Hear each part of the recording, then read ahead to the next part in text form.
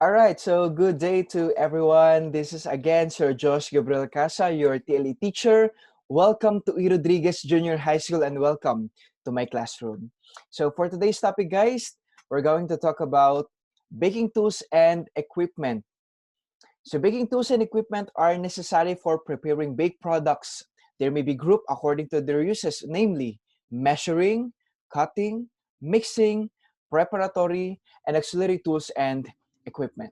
So baking can be a lot of fun and excitement when done using the right tools and equipment, just like a mechanic who needs to use the proper tools for fixing a car.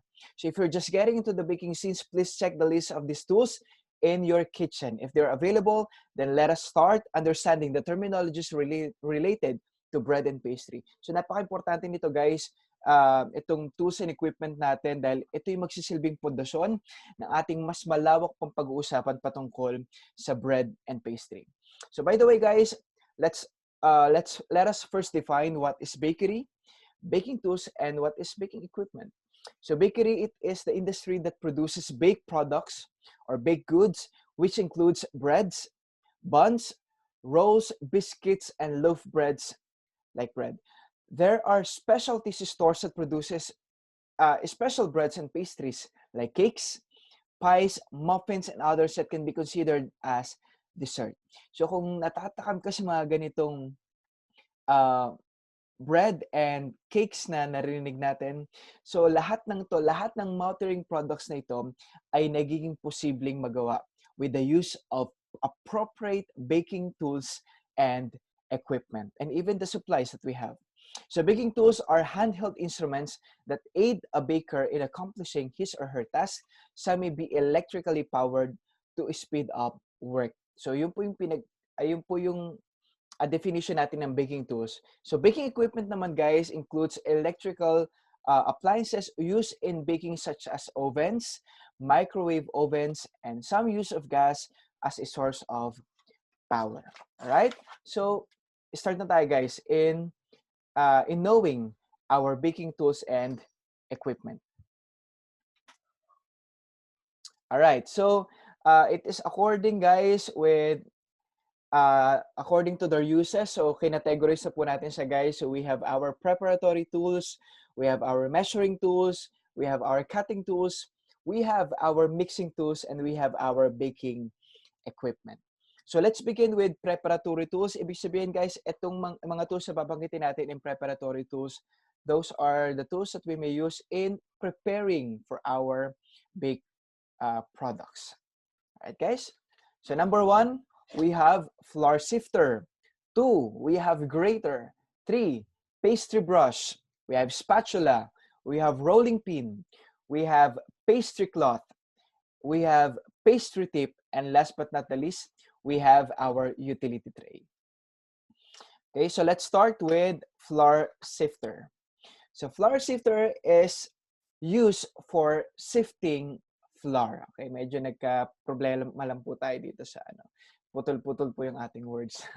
But anyway guys, a flour sifter is used for sifting flour. So kapag kapag tayo po ay magbe-bake, of course, kailangan po natin ng flour or kailangan natin ng mga dry ingredients. So kapag may mga malalaking clumps sa flour natin, sa powdered sugar natin, or sa cocoa, so sinisift po natin ito para at least yung mga buo-buong clumps niya or yung buo-buong powdered ingredients ay nadudurog. Okay? Para at least hindi siya nasasama doon po sa ating mixture. Okay? So, sasalain niya ito hanggang sa yung buo-buo ay madurog. So, if wala po tayong flour sifter, guys, pwede po tayong gumamit ng sifter. Yan. O yung pag nagluluto tayo ng pancit canton, okay, para mahiwalay po yung pancit canton doon sa sabaw niya, okay, gagamit po tayo ng sifter. Yun po yung ating salaan. Alright? Next one, may piyahon. Number 2, guys, we have grater. A grater is used to grate cheese, chocolate, and other fresh fruits. So, ito po yung itsura niya. Bayan natin. Yan. So, ito po yung itsura niya, guys. Yan. So, the grater, guys. So, ang ginagawa po nito is, ito po yung sa Tagalog ay pangkudkod ng keso mula sa pagiging solid niya hanggang sa maging particles niya or maging powdered siya. Yan. So, ginagamit po natin yan, lalo na kapag mag-sprinkle po tayo ng cheese. Yan. Gagamit po tayo ng grater. Next one. We have, tinatanggal yan natin for a while, guys.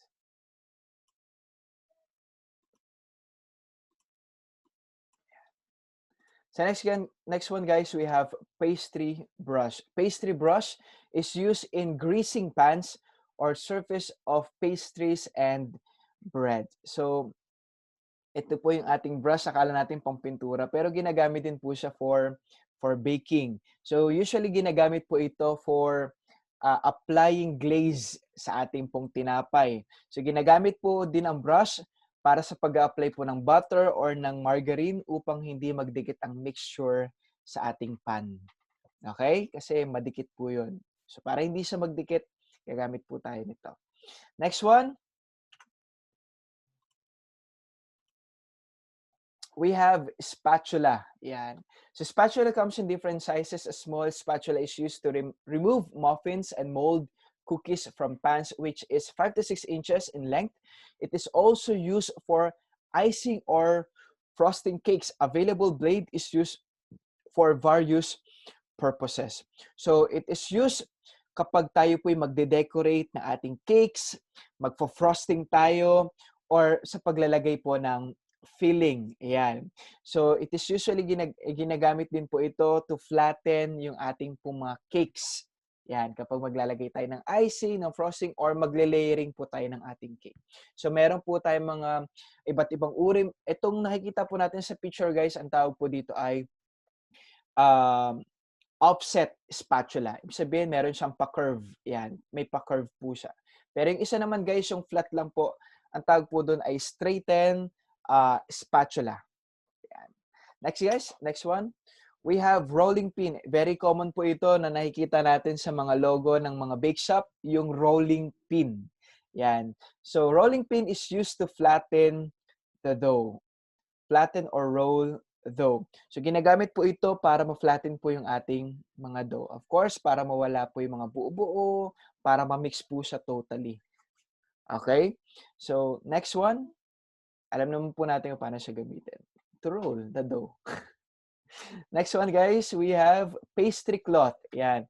Pastry cloth is made from a heavier weight cotton material that is used for rolling out pastry dough with a rolling pin. Flour is rubbed into and onto the surface of the cloth as well as the rolling pin, coating the surfaces so they will become non-sticking for various type of dough. So, ginagawa po nito, guys, lalo na if we don't want to na magkaroon po ng yung pinaka-surface natin at saka doon sa dough natin. Ayaw natin siya madikit or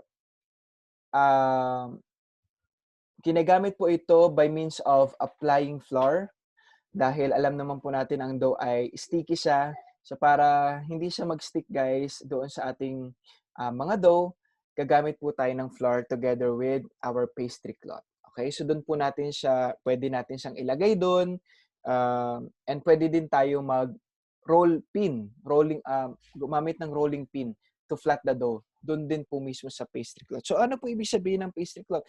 Parang ano lang po siya, guys, lagayan lang po talaga siya or nagsisilbi lang siyang parang what do you call this? I'm out of words. Nagsisilbi po siyang lapagan ng ating pong mga dough. Yan. So pero pwede rin po tayo, guys, magkaroon ng procedure doon po sa ating pong pastry cloth. Next one, we have our pastry tip. Yan. So, ang pastry tip naman, guys, it is used for our cupcakes and ginagamit din po siya sa pagde-decorate po ng cake. So, pastry tip is a pointed metal or plastic tube connected to the opening of the pastry and is used to form a desired design. So, kung may mga nakikita po kayo, katulad po nakikita natin sa picture, yung may mga design na icing sa ibabaw or yung may mga design po sa gilid ng cake natin, ito po ay na-form sa pamamagitan po ng pastry tip. Kino-connect po natin ang pastry tip by sa paglalagay po nito sa loob po ng ating pastry bag. And then saka natin lalagyan ng icing. And then, pwede na po tayo makapag-create ng desired design natin. So, bawat pastry tip, guys, meron po itong special design. So, nasa choice nyo na po yun kung anong gusto nyong design, yun po yung gamitin yung tip. Next, we have utility tray. It is used to hold ingredients in large quantities. So para hindi na tayo guys pabalik-balik. Okay, it is used to hold ingredients in large quantities. Para hindi na po tayo guys pabalik-balik doon sa working area natin. Doon sa rather sa storage area natin guys, na kung saan doon nakalagay yung mga tools, doon nakalagay yung mga supplies po natin guys. So mas magandang ilagay na po natin siya all together sa ating pong utility tray at mailagay na po natin siya doon sa ating working area. Para at least, kapag gagawa tayo, available na lahat ng ating gagamitin at hindi na tayo pabalik-balik doon sa ating storage area. Okay? So, very necessary po itong utility tray. Alright, guys. So, we are done with our preparatory tools. We are now proceed to our measuring tools. So, measuring tools, guys, includes measuring cups, measuring spoons, weighing scale, and our timer. So, let's start with our measuring cups. So measuring cups consist of two types, namely a graduated cup with various 1, 3/4, 2/3, 1/2, 1/3, 1/4, 1/8 mark on each side. We have also the measuring glass that is made of transparent or plastic materials that is more accurate for measuring. So, ito pong measuring cups natin guys, ginagamit po ito sa pagsukat ng liquid ingredients. Okay? Again, ginagamit po ito sa liquid ingredients like water, milk, and other liquid ingredients po na ilalagay natin or na isasama natin sa mixture po ng ating pong sa pagbe-bake po natin, sorry. Okay? We have also another one, the measuring spoon. Okay, sa measuring spoon naman guys, it consists of set of measuring spoon used to measure small quantities of ingredients. So ito'y ginagamit po for the exact measurement ng ating dry ingredients. Okay? So like sugar, like cocoa, and other ingredients po natin na dry. Okay? So yung kanina guys, ito pong ating pong measuring cups for liquid ingredients natin. And then ito naman pong mga measuring spoon natin is ginagamit naman po natin guys sa mga dry ingredients natin. Okay? Next one guys, we have the weighing scale. Weighing scale is used to measure ingredients in large quantities. So may dalawang uri po tayo. May isa pong manual na weighing scale at yung isa naman po is yung ating pong ang tawag dito? Ang tawag dito? Digital. Okay, weighing scale. So, sabi nila mas accurate daw kapag digital kasi minsan kapag manual daw kasi na-adjust. So, bahala na po kayo kung ano po meron sa bahay nyo at kung ano po yung gusto nating gamitin.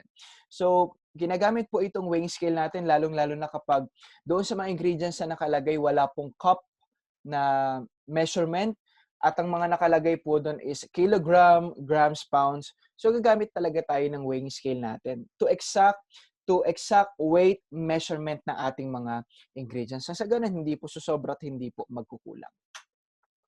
Last but not the least for our measuring tools, guys, yung ating pong timer. Actually, hindi naman siya ganun ka-importante, guys, lalo na if you are into baking na po talaga. Pero siguro, magagamit po itong timer. Okay. Timer is used in timing the doneness of the baked product and also for rising of our yeast. Okay, so ginagamit po ito lalo na kapag tayo po ay nagbe-bake at nawili tayo sa ginagawa natin, malayo po tayo doon sa ating working area, and para maiwasan po nating makaligtaan. Okay, so mag-a-alarm po yan kapag time na po ng ating binibake. Okay, so importante po yung timer. Okay, lalo na kung tayo po ay nag-i-start, pero kapag nagtagal na kasi talagang nasa sistema mo na talaga kapag alam mong luto na yan. Kapag lalo na very conscious ka sa oras yan. Okay, next one. We have Okay, the third one, we have our cutting tools. Namely, we have pastry blender, we have our pastry wheel, biscuit and donut cutter, kitchen shears, chopping board, and paring knife. So number one in the list is pastry blender, guys. Yan, nakikita po natin sa picture. Pastry blender has a handle with wire which is used to cut fats or shortening in preparation of pies. Ayan. So, ginagamit po itong pastry blender, guys. Hawakan po natin yan. Siguro, gagamitin natin to lalo na kapag hindi naman ganun karami yung ating pong i-blend. Or kapag wala naman tayo nito, gumagamit po tayo ng tinidor, pangdurog na ating cheese, or pwedeng pandurog din ng ating ang tawag dito, pandurog ng ating margarines. Ayan. In preparation din po ng ating sa pag-bake din po natin. Okay, so next one, we have pastry wheel. Yan. Pastry wheel has a blade knife used to cut dough when making pastries or to slice pizza. Kilala po natin to sa pizza. Yan, itong pastry wheel na to. So, ginagamit din po ito to cut the dough into our desired shapes or our desired design na gugustuhin po natin. So, pang-cut din po siya ng ating dough.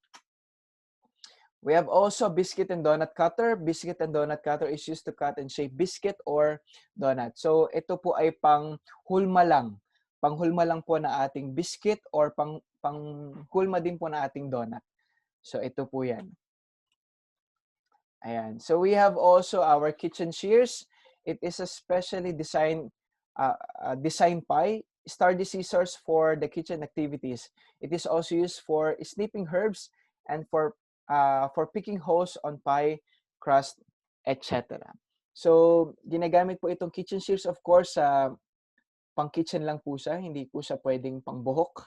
Hindi po siya pwedeng pang-papel. So, gamitin lang po natin siya according to its uses para hindi po tayo magka-problema. Okay, so ginagamit po ito, guys, pang-cut ng dough natin, for picking holes on our pie, and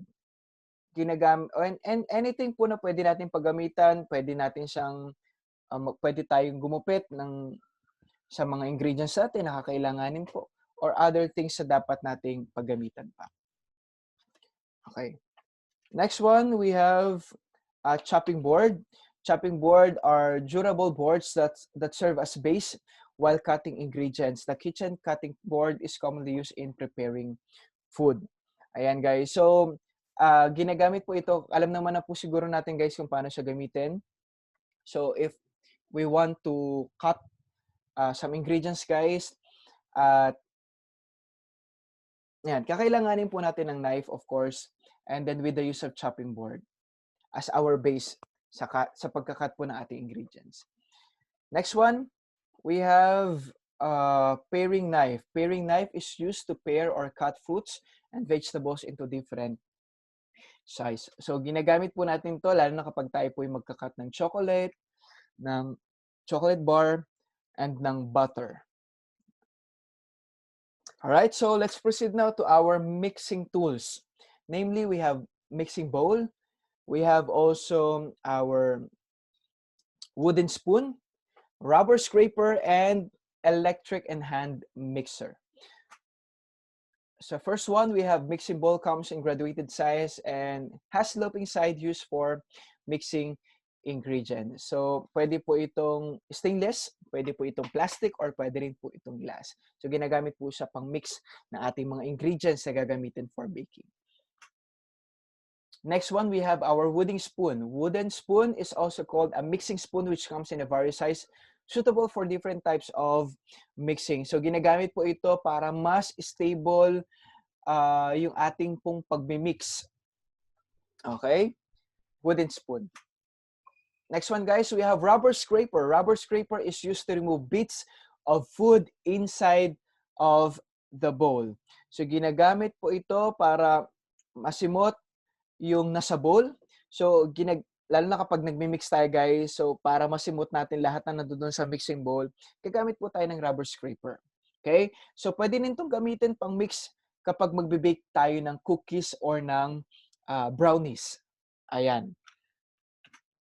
Next one, we have our electric and hand mixer. Electric and hand mixer is used for beating, stirring, blending of ingredients. Yan, nakikita po natin sa picture guys, handheld electric mixer po natin siya. Okay, so kung wala po tayong electric mixer guys, lalo na kung ito naman po ay magmi-mix lang po talaga tayo or mag-stir, pwede po tayong gumamit ng wire whisk. Okay? Pwede po tayong gumamit ng wire whisk guys, lalo na kung hindi po available itong electric and hand mixer. Nga lang guys, talagang medyo mapapagod yung braso natin sa paggamit po ng wire whisk. Okay. So, yun po. Pero mas maganda talaga kung meron po tayong handheld electric and hand mixer. Last po, I know, panglima po, baking pans. We have our tube center pan, muffin pan, cake pan, jelly roll pan, bun pan, custard cup, pop-over pan, and baking sheets. So first one, we have tube center pan. Is deeper than a round pan with a hollow center. It is removable, which is used to bake chiffon types of cake. So if we want guys, ginagamit po ito especially kapag tayo po magbe-bake na ng cake. Ayan. Ito pong ating tube center pan. Next one, we have muffin pan. Muffin pan has 12 form cups for baking muffins and cupcakes. Ito po ay ginagamit sa pagbe-bake po ng ating cupcakes, ng muffins, or ng cookie cups. Third one, we have cake pans. Cake pans comes in different sizes. We have round, square, rectangle, and etc. So, dito po sa picture natin guys, lalo na kapag tayo po ay mag-create ng ice cream cake. Yan. So, para hindi po masira yung roundness ng kanya pong ng cake natin, natatanggal po itong nasa gilid. Yan. This one guys, this one. Natatanggal po yan para at least form po yung pagka-circle niya. Okay? Next one, we have our jelly roll pan, guys. Jelly roll pan is a shallow rectangular pan used for baking thin cakes intended for rolls. So, ginagamit po itong jelly roll pan, ginagamit po ito sa mga brownies natin. Okay? Yan po yung jelly roll pan natin. So, minsan, ginagamit din po siya, magpa-flat po tayo ng ating pong paper.